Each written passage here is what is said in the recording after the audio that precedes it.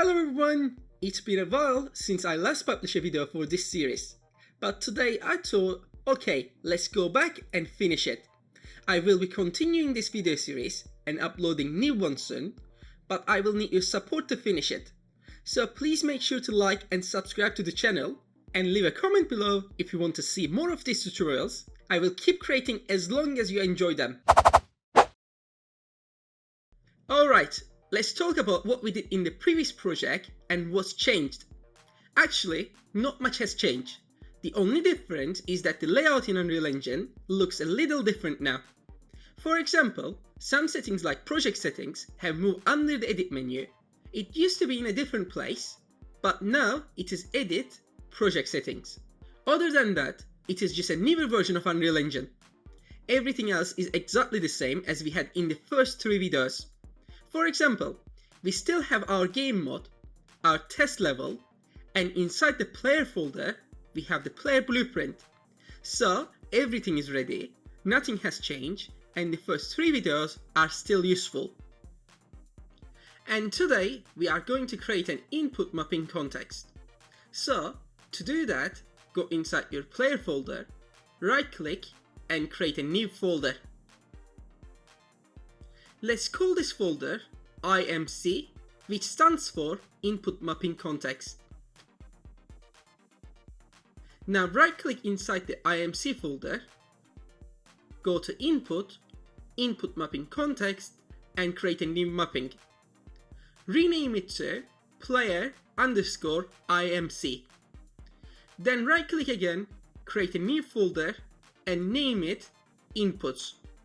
We will come back to player IMC later, but first, let's set up our input.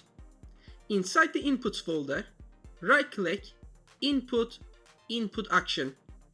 Name this camera_input. Open it and change the value type from digital to axis 2D vector. Then close it again and go back to your player IMC. Inside, create a new input, choose camera input, and under the mapping key, select mouse X, Y, 2D. That's it. Save and close. Now we have set up our camera input. Next, go inside your player blueprint and open the event graph.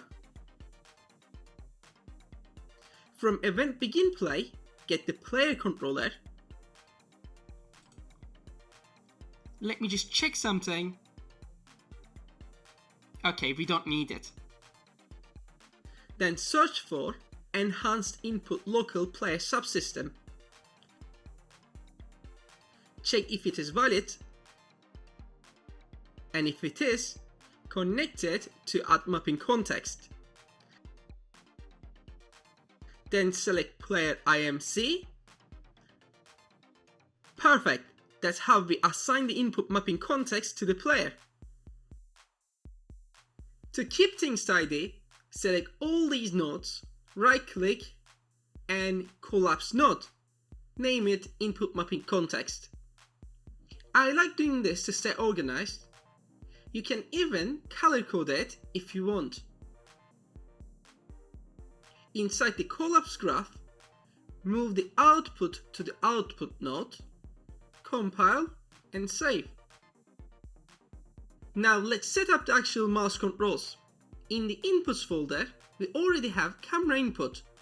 So in the player blueprint, call camera input and split the action value. You will see X and Y values, X for horizontal and Y for vertical. Then create a sequence node with 2 outputs. For the first one, add controller yav input and connect X. For the second, add controller pitch input and connect Y.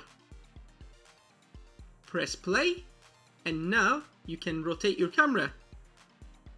However, you will notice the camera y-axis is inverted.